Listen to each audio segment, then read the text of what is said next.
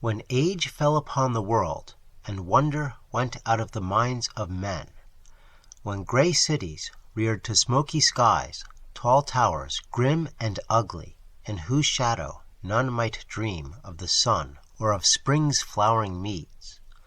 when learning stripped earth of her mantle of beauty, and poets sang no more, save of twisted phantoms seen with bleared and inward-looking eyes, when these things had come to pass, and childish hopes had gone away forever, there was a man who traveled out of life on a quest into the spaces whither the world's dreams had fled. Of the name and abode of this man but little is written, for they were of the waking world only, yet it is said that both were obscure. It is enough to know that he dwelt in a city of high walls where sterile twilight reigned, and that he toiled all day among shadow and turmoil,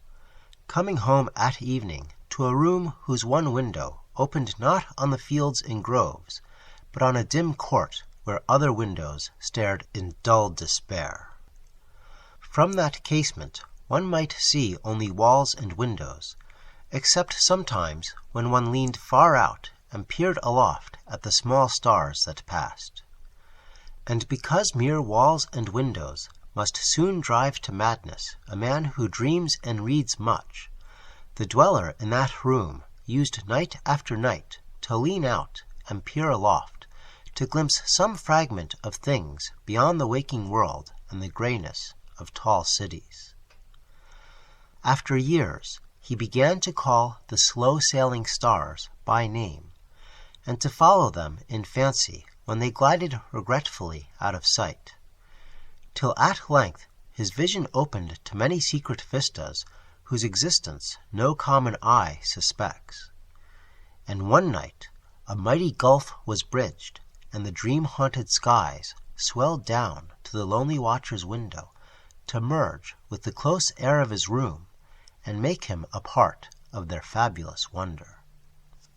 There came to that room wild streams of violet midnight glittering with dust of gold,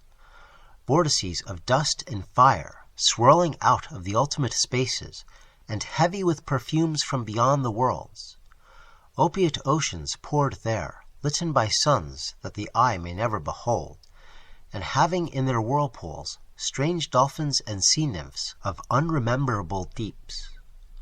Noiseless infinity eddied around the dreamer and wafted him away without even touching the body that leaned stiffly from the lonely window.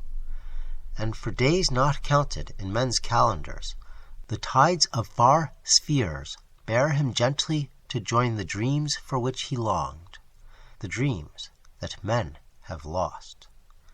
And in the course of many cycles, they tenderly left him sleeping on a green sunrise shore, a green shore fragrant with lotus blossoms and starred by red camelodes.